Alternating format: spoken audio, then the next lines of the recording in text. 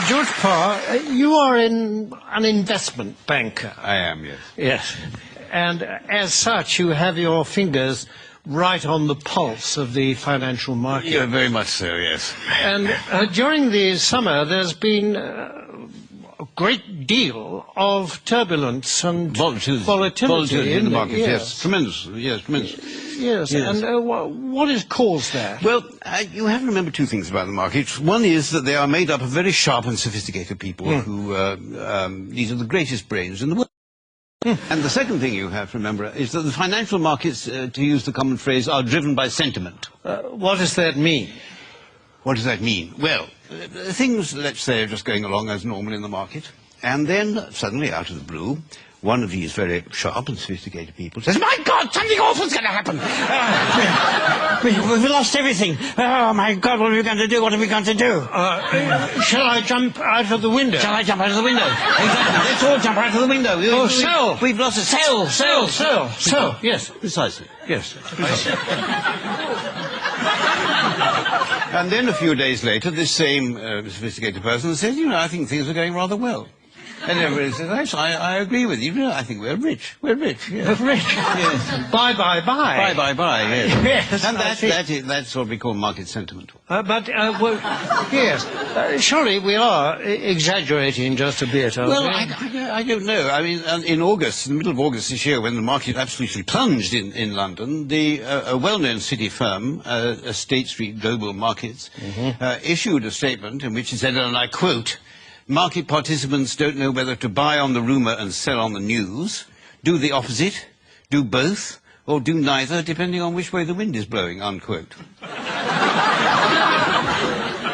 Yes, and this is the kind of rigorous analysis that companies will pay huge salaries for. Yes, exactly. And a few days later, when the market had gone up a little bit, the senior equities advisor on ABM Ambrose Morgan said, and I quote, "We're back to happy days again."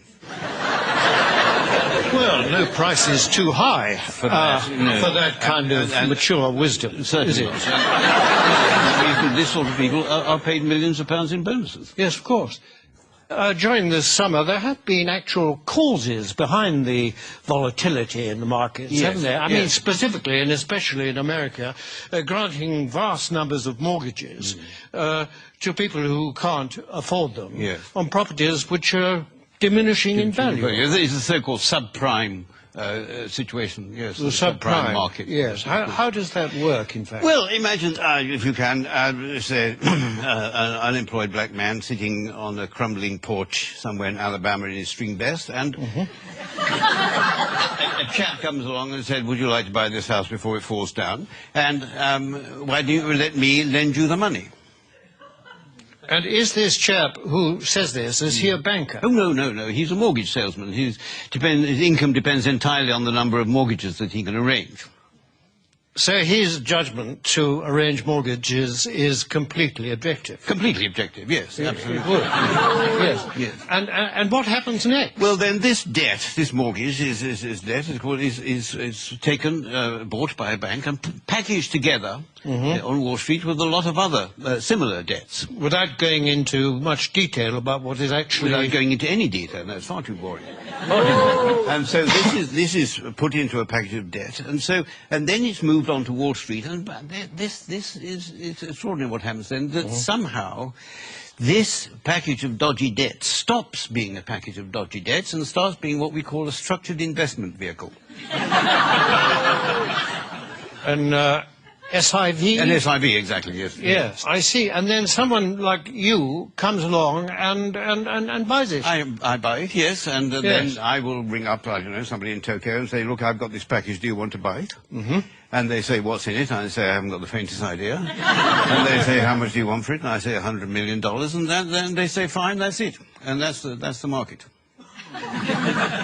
And presumably this package, I mean, that kind of thing can happen several times to the same package. Possibly, yes. And every time it does, of course, then you, or someone like you, will get a fee and a markup. And a profit, yes. And so well, you can't expect us to do it for nothing. It's hard work being... in view of the fact that in these packages is a lot of dodgy debt, what is it about it that attracts the financial, risk takers? Yes, well, because these hedge funds, as they're called, which specialize in these debts, they all have very good names. You mean they're responsible companies? No, I don't know. It's nothing to do with their reputation. They have actually very, very good names. The names they think up for them are very good. I'll give you an example. There's a very well-known American Wall Street firm called Bear Stearns, who have two of these hedge funds which specialize in these mortgage debts.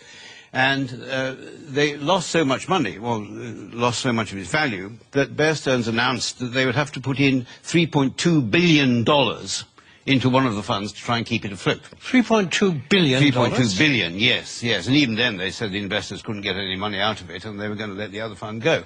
But one of these funds was called the High Grade Structured Credit Strategies Fund, and the other was called the High Grade Structured Credit Enhanced Leverage Fund.